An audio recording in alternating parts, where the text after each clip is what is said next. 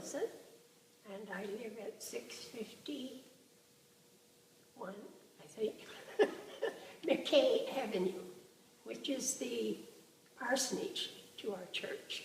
Right. My dad was a minister, so I've pretty well lived next door to churches or right in just down the street for them, because I am 85 and we came here 80 years ago. And I remember coming. My dad had felt that the Lord had called him to Northern Ontario. So we all landed up here, Mom and Dad and 5 children and Mary.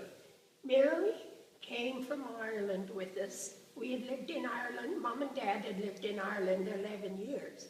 I hadn't, of course. I was only just a baby, maybe 2 years old when we came over. He just felt it was the thing to do, and he was so impressed. He came up here, and no church. There wasn't a Methodist church here at that time. And I guess I should call it, what do we call it today? Wesleyan. Wesleyan. Yes. And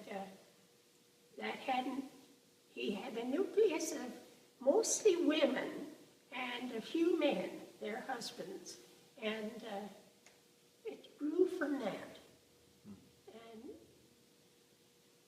he loved, I think he loved spreading the gospel. And he had a wonderful personality that he could explain it to them without being pushy. And so the Lord knew what he could do. And now there is a church here, as I'm sitting in it, and there is a church in Powassan. My dad was originally not a Free Methodist. He was, I can't remember his name, but he wasn't with the Wesleyan Church. There was a change in this other church that he couldn't agree with, so he moved into the Wesleyan Church. And about that time, after we had come from Ireland. And so that would be in the early 1930s. And he was, I suppose we were just sitting around and him preaching different places until they sent us up here. There was no Wesleyan church up here. So he used to meet in houses and people that were interested in the Wesleyan church. And he got a little nucleus that way. The same thing down in Powassan. He worked down there as well, and he got 2 little groups going. And when he got enough people, he got in contact with our conference and said, I really think we need a man for North Bay and a man for Powassan. So they asked him, which do you want, North Bay or Powassan? And he thought Powassan might be better for us because he had 5 girls. So he was the minister down there, and Reverend Leroy was the minister here in North Bay. So you moved.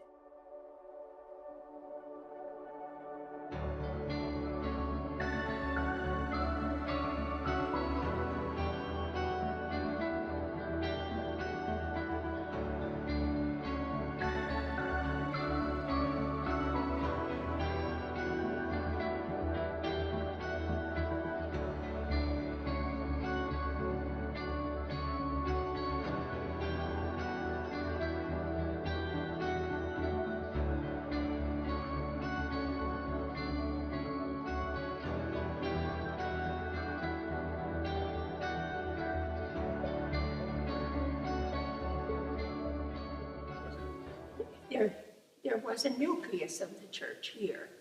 And then when it grew enough, they rented the schools. And we met in schools for quite a while.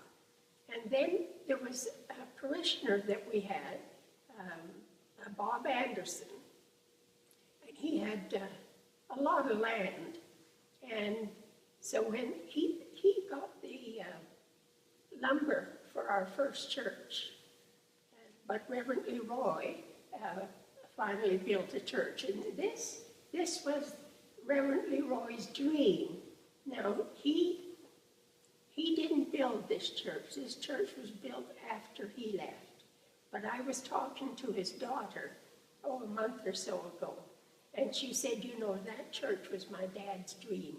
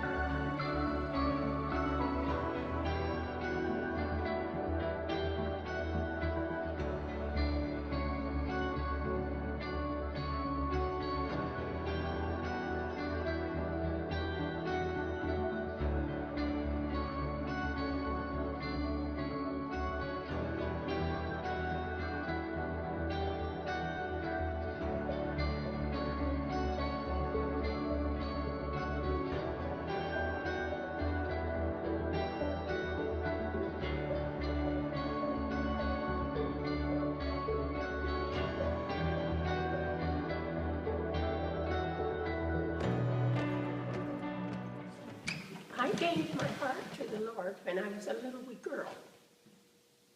But I didn't understand it enough, and I would think, oh, I've lost it. I don't have it anymore. So I wavered back and forth for quite a few years until I was in my teens. And then I gave my heart to the Lord. I'm trying to remember, it was my dad. And he explained so carefully what it meant to you as a Christian, that you lived a type of life that was honoring to the Lord. And then what happened was I went down to a summer camp, and I met Dr. Percy. And as he and I chatted together, he encouraged me to go to Bible college. And of course I did, because I was there 3 years and graduated, of course. And one of the lads from the North Bay, by then he was in Houghton College, came all the way up to be at my graduation. I always thought that was nice of him. People would know him, Doug Kingdon. So, and he sort of was laughing. He said, when people graduated from Bible college, they were going to this mission and another mission. And he said, when you trotted across to get your diploma, I forget the man's name. He was the president of Bible college at that time. And he said, now here's a girl that came from Belfast, Ireland, with a wonderful sense of humor. And Doug was having such a laugh at that, because he said everybody else was going to India or China, and here you trot along with a sense of humor. And my husband, late in life, gave his heart to the Lord. And he died in 2002. And I often look back and think, I would have been so hard to lose him and know that he hadn't gone to heaven. And to know that he went to heaven, it was just wonderful. And we, one night, listened to a Hagee sermon on the TV. And of course, my husband knew how I lived and often drove me to church, but never went in. And this was a wonderful sermon. It was on salvation. And when it was all over, I thought, I really have to say something to him. And I said, Sam, you should really give your heart to the Lord. And he very quietly said, I already have. And that was a wonderful blessing to me. And he attended church and everything after that. Salvation. It's a wonderful blessing in your life. I think I would be afraid to die if I didn't have the Lord in my life. Whereas now I'm looking forward to it. I'm 85 and I've done a lot of things in my life. Born in Ireland, lived in Europe for 7 or 8 years, traveled well, I worked out in the summertime. I worked way out at Banff Springs Hotel, and I did all kinds of things, and had a wonderful life. But it was the most exciting thing was when I gave my heart to the Lord, and to know that He loved me. And even when I did that, I don't think I realized how wonderful it was, because through life, things happen, and you need the Lord to help you through difficult times, like my husband dying.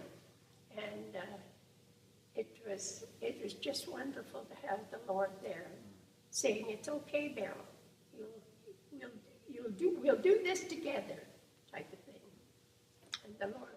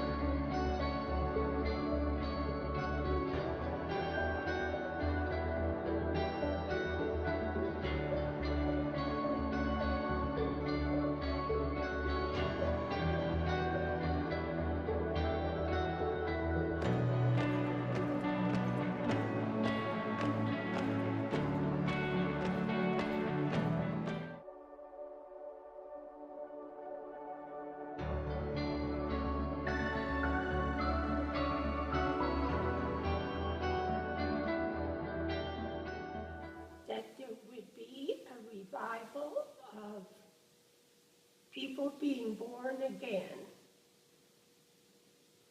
We get to a certain level and we sort of stay at a level. I would like to see a wonderful revival that would fill this church and overflow, and we'd have to build another one. I I feel at 85 that I'm not going to be here much longer, but I often wonder how much longer even the world will be here. But I'd love to see people coming to the Lord and filling this church. The sad thing is, hell is a terrible place as I understand it. I wouldn't want to be there at all. But because I don't want to be there, I don't want other people to be there. I would love to be able to reach out and have people come to the church and hear the gospel. And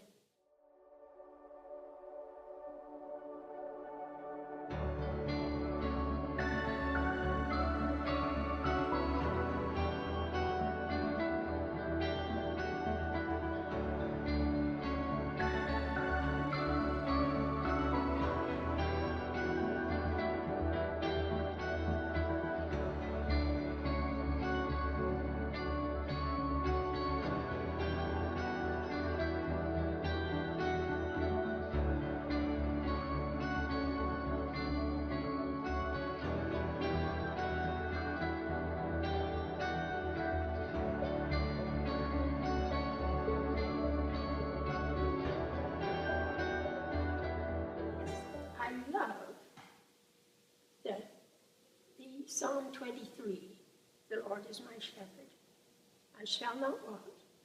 He maketh me down to lie in pastures green, he leadeth me the quiet waters by. My soul he doth restore again, and me to walk doth make within the paths of righteousness, even for his own name's sake. Yea, though I walk through death's dark vale, yet will I fear no evil. The Lord is with me, and he will take, and I forgot the rest of that, but the Lord will take me through. Beautiful. And he's a wonderful friend, as well as a Lord and master, really.